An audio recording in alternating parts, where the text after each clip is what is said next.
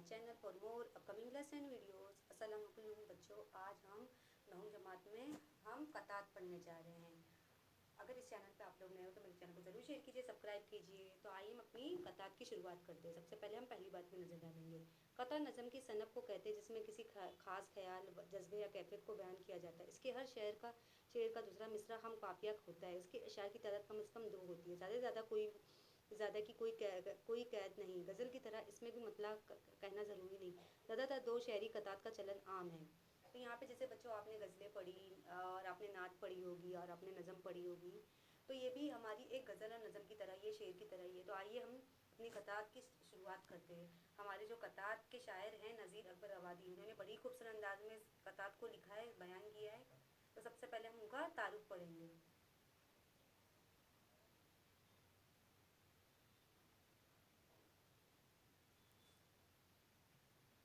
जान पहचान। नज़ीर अकबर आबादी 1740 में दिल्ली में पैदा हुए। उनका असल नाम वली मोहम्मद था। उन्होंने आगरे में परवरिश पाई और तालीम वहीं हासिल की। वो अरबी फ़ारसी के अलावा पंजाबी और मारवाड़ी, पूर्वी और हिंदी ज़बानें भी जानते थे। जैसे नज़ीर अकबर आबादी जो हमारे शायर हैं, जिन्होंने बड़ी खूबसूरत अंदाज में इस कतात को बयान किया है, वो दिल्ली में 1740 में पैदा हुए। उनका असली नाम क्या था? वली मोहम्मद था। जैसे वो अपनी तालीम कर रहे थे, उनकी परवरिश हो रही थी, जैसे उन्होंने अरबी, फ़ारसी, पंजाबी, मारवाड़ी, पूर्वी और हिंदी ज़बानें भी जानते थे। वो दरस तस्दीर से वाबस्ता थे। उनके हल्का अहबाब में अमीर, गरीब, आलिम, जाहिल, हिंदू मुसलमान सभी शामिल थे। जैसे हम हिंदुस्तान मुल्क से ताल्लुक़ रखते हैं, हम हिंदुस्तान मुल्क में ताल्लुक़ रखते हैं, तो देखो हम देखते होंगे यहाँ पे हिंदू, मुस्लिम, सिख, ईसाई हर तरह के मज़हब के मानने वाले लोग रहते हैं। लेकिन आपने देखा होगा बच्चों कि जब हर तरह के मज़हब के मानने वाले, तो उनकी मादरी ज़बान भी मुख्तलिफ होती है। जैसे हिंदी, मराठी, मारवाड़ी, पंजाबी, पूर्वी।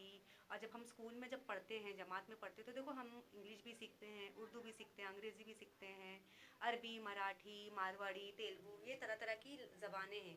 जिस तरह वो नज़में गज़लें लिखते थे, कतार लिखते थे, तो वो किसी चीज़ का फ़र्क नहीं बताते, चाहे वो अमीर हो,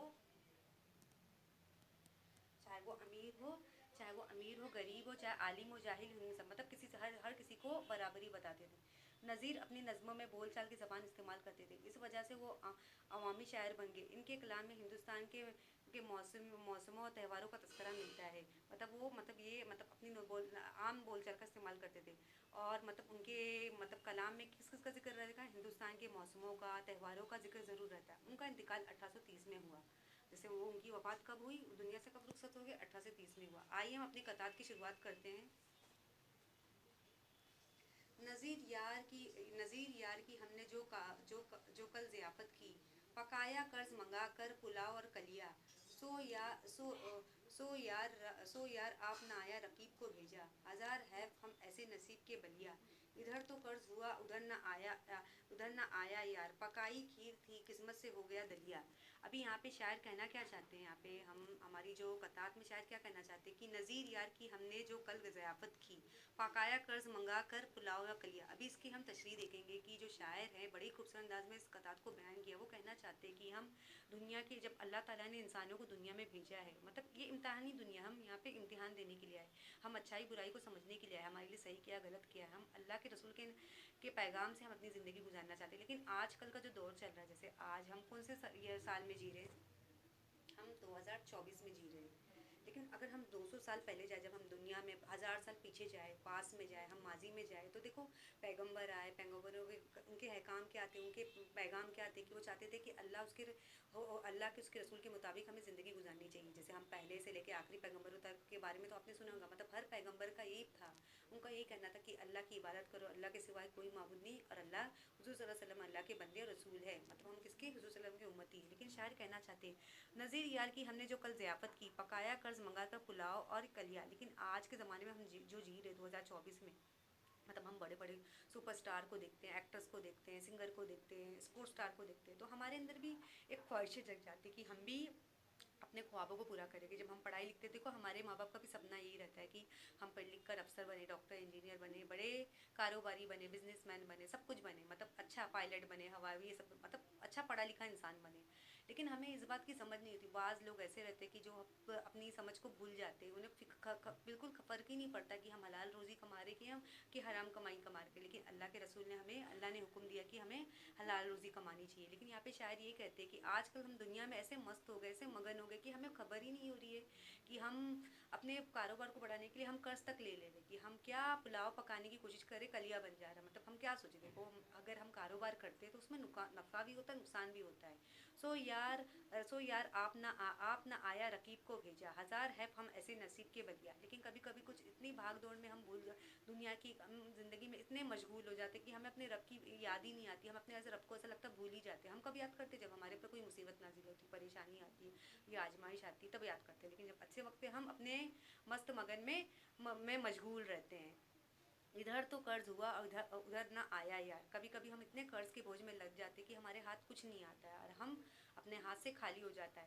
پکائی کھیر تھی قسمت سے ہو گیا دلیا. لیکن ہم جیسے کھیر پکانے کی کوشش کرتے لیکن ہماری قسمت میں کیا ہو گیا، دلیا بن گئی. جیسے کھیر پکا رہے لیکن وہ دلیا بن گئی. لیکن کبھی کبھی ہم کس قدر، دیکھو بڑے سے بڑا امیر آدمی کی نہ ہو، امیر ہو غریب ہو، چاہے کسی بھی مذہب سے تعلق، تو اگر دنیا میں جو انسان ہے اسے دنیا سے ضرور رخصت ہونا، چاہے وہ جاندار ہو، پرندہ ہو، پیڑ پودا ہو، جو بھی جاندار ہو یا انسان ہو، امیر غریب ہو، اسے دنیا سے رخصت. کیا آپ نے سنا نہیں ہوگا کہ شہر کے جو بڑے اعلیٰ رہتے افسر رہتے ان کو موت نہیں آتی ہے؟ جب وہ دنیا سے انتقال ہو کے جاتے تو اپنے ساتھ کیا لے کے جاتے ہیں؟ وہ دولت تو یا بنگلہ رہائش کی جگہ تو سونا ہو گیا، پیسہ ہو گیا، ان کے قبر میں تو نہیں دفنایا جاتا ہے. وہ اپنے ساتھ نیک اعمال لے کے جاتے. تو وہ شاعر یہی کہنا چاہتے ہیں، نظیر یار کی ہم نے جو کل ضیافت کی، پکایا قرض منگا کر پلاؤ اور کلیا. مطلب ہم نے کیا سوچا تھا کہ ہم دنیا میں ہم زندگی بھر رہیں گے، لیکن ایسا نہیں. ہمیں دنیا سے رخصت ہو کے جانا ہے. ہم قرض لے کے کاروبار کر رہے. سو یار آپ نہ آیا رقیب کو بھیجا، ہزار ہے ہم ایسے نصیب کی بلیا. مطلب ہمارا نصیب کیا تھا کہ اللہ ہم کچھ ایسے انسان ہیں جو اپنے اللہ رسول کو بھول جاتے. دنیا کی زندگی میں دنیا کی چمک میں اتنے مشغول ہو جاتے کہ انہیں صرف دنیا کی حسرت ہی نظر آتی. ادھر تو قرض ہوا ادھر نہ آیا یار، پکائی کھیر تھی قسمت سے ہو گیا دلیا. مطلب ہم قرض لے لیتے، ہم قرض تک لے لیتے کہ اپنی حوث کو پوری کرنے کے لیے.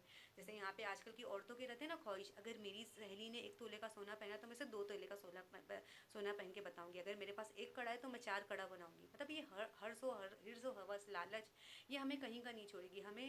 ہمیں جتنا ہو سکے ہمیں حلال روزی کمانی چاہیے. جتنا اللہ نے رزق دیا ہے ہمیں اس کا پروردگار عالم کو شکر ادا کرنا چاہیے کہ بے شک اللہ کے حکم سے پتہ نہیں ہوتا اور رزق ہمیں اتنا ہی ملے گا جتنا ہمارے مقدر میں لکھا ہے. تو ہمیں ایسا نہیں سوچنا چاہیے کہ ہمارے پاس یہ نہیں ہے، کیونکہ ایک نہ ایک دن ہمیں دنیا سے رخصت ہو کے ضرور جانا ہے. ہمیں اپنے اعمال اللہ تعالیٰ کے سامنے پیش کرنا ہے. تو شاید یہی کہنا چاہتے کہ ہمیں حرص و لالچ کی مگن اتنی ہو جاتی ہے. ہم دنیا کی چمک دمک میں لوگوں کی دولت شہرت عزت دیکھ کے ہم اتنے مطلب گمراہ ہو جاتے کہ ہمیں اپنے اللہ کی عبادت کرنا ہی بھول جاتے. اور جب ہم دنیا سے رخصت ہو جاتے تو ہمیں ایسا کہ اس قدر ہماری غلطیوں کا احساس ہوتا کہ ہم نے بہت بڑی غلطی کی. تو مجھے امید ہے آپ لوگوں کو یہ نذیر اکبر آبادی کی قطعات پسند آئی ہوگی. اسی کے ساتھ میں اجازت چاہتی ہوں. اللہ حافظ.